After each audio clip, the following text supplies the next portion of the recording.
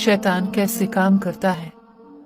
इब्लीस हर एक सुबह पानी पर अपना तख्त बिठाता है और वो एक के बाद एक गिरोह बनी नौ इंसान को आजमाने के लिए अपनी फौज भेजता है। इसके करीब तरीन वो है जो बनी नौ इंसान को सबसे ज्यादा नुकसान पहुंचा सकता है। दिन के इख्तिताम पर वो सब वापस आते हैं, ये तमाम शयातीन की फौज।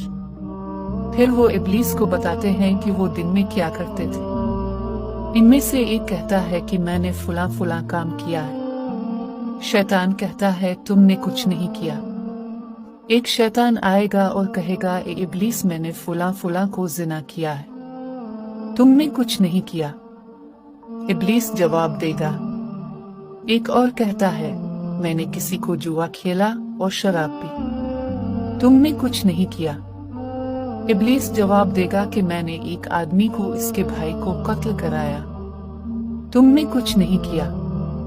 इब्लीस इनमें से हर एक का जवाब देता है, तुमने कुछ नहीं किया।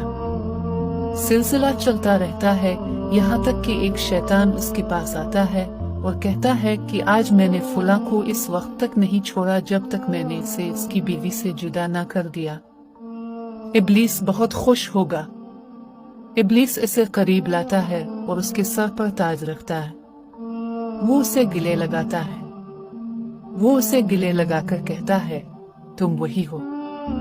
इससे हम जो सीखते हैं वो ये है कि इन तमाम बड़े गुनाहों के अलावा जिन पर इब्लीस ने कुछ भी नहीं कहा, ये पहचानता है कि वो तलाक के फितने को किस तरह पसंद करता है।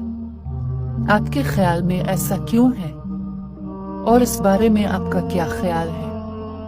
मुझे इसके बारे में तबसरे के सेक्शन में बताएं और मैं इसे बाद की वीडियोस और तबसरों में बताऊंगा।